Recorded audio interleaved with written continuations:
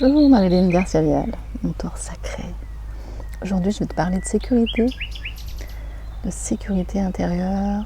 Je vais parler de sécurité avec l'argent et dans la relation. La sécurité, c'est une référence interne en fait. C'est jamais un référentiel externe. Si tu mets ta sécurité à l'extérieur, tu vis ta sécurité en permanence. Parce que tout est mouvement en fait. Et comment ta sécurité interne elle est stable, même dans le mouvement, même dans le chaos. Et moi ce que je transmets c'est d'être dans ce mouvement en fait de vie. Par exemple, pendant un temps, pour moi j'avais vraiment assimilé la sécurité par exemple à ma maison. Ça peut être un lieu ressource effectivement.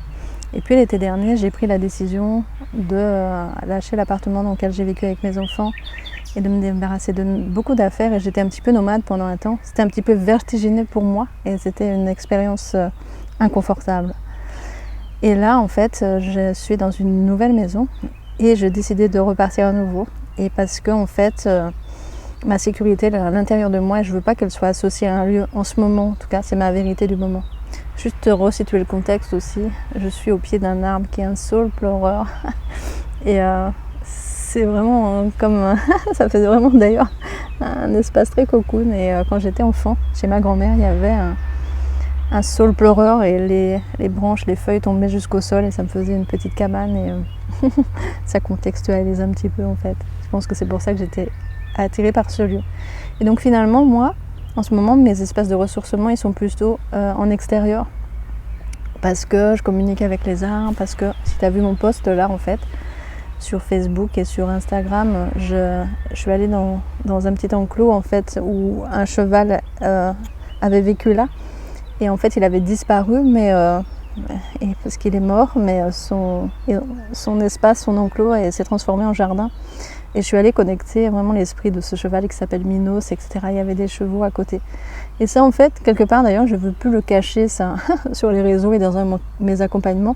Souvent, il y a comme ça des esprits qui nous accompagnent. Et cet été, je veux ouvrir, en fait, là, je vais nommer ça des jardins.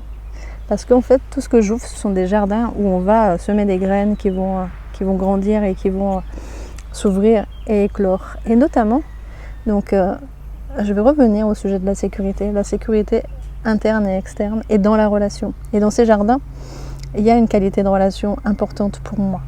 Parce qu'il y a des mots-clés qui sont là présents, c'est la responsabilité personnelle, c'est-à-dire son pouvoir personnel. Et le mot amour est important, comme un amour inconditionnel, pas quelque chose de spirituel, mais qui est vraiment incarné. Pas juste des petits mots comme ça en l'air. C'est la réalité.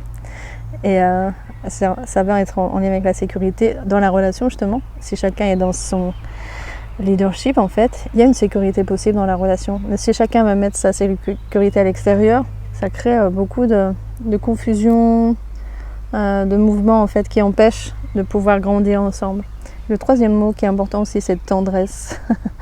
J'aime être dans cette tendresse amoureuse, pas en amour avec les gens que j'accompagne, mais avec moi en fait, avec la vie. Je suis dans cette tendresse amoureuse, voilà, cet espace d'extase là qui. J'ai beaucoup accompagné d'ailleurs dans des méditations tantriques et chamaniques d'ailleurs où il y avait j'accompagnais avec ce souffle. Peut-être je ferai une vidéo dédiée que je mettrai sur YouTube. Voilà. C'est comme un abandon à la vie. Et il n'y a pas quelque chose qui va rentrer en force. Et quand on est dans cet abandon, tout de suite l'expansion derrière d'énergie arrive. En fait, c'est le féminin qui s'abandonne et puis le masculin qui se dresse. Et c'est comme ça que je vais t'inviter à grandir et recontacter ton pouvoir personnel, ton pouvoir sacré dans tous mes espaces. La sécurité, donc, elle est dans la relation à soi et la relation qu'on crée à la vie. Et elle va se nicher dans tous les espaces, bien sûr, avec l'autre et par exemple avec l'argent, comme j'ai annoncé ce thème en début de vidéo.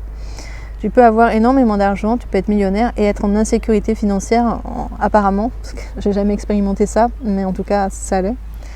Et donc l'argent ne va pas t'amener de la sécurité. En fait, c'est toi qui es en sécurité et avec l'argent.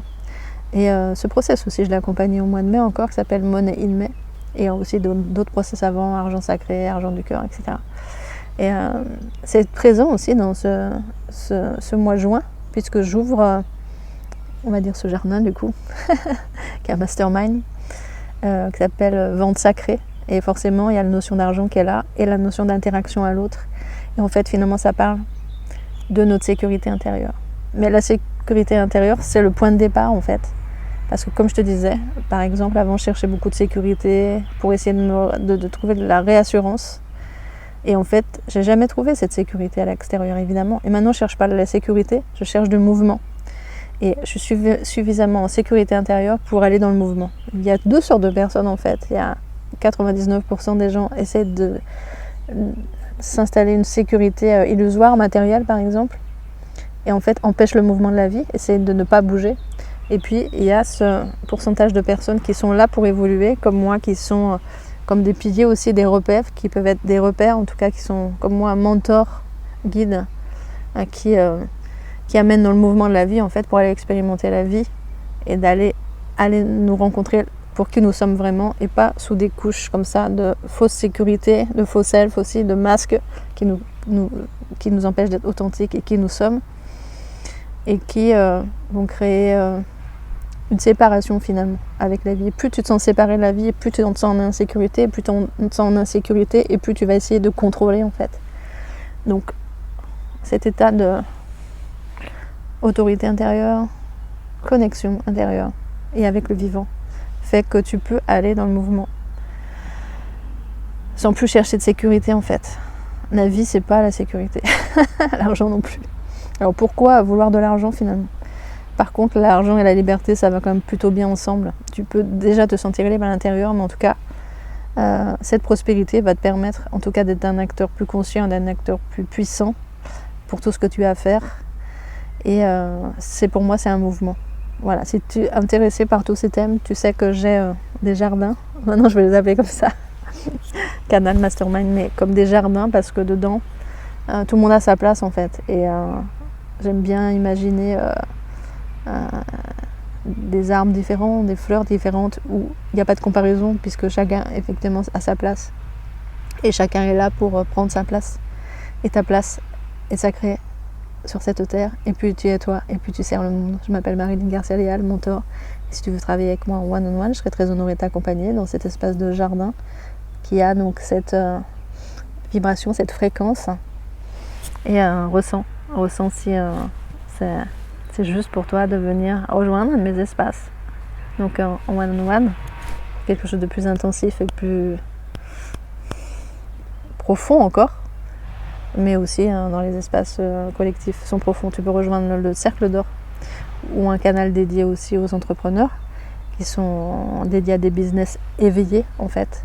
Et comment on va me faire le lien entre spiritualité et business et argent notamment, et comment être détendu dans des relations authentiques parce que ce type de business est un business pour éveiller le monde.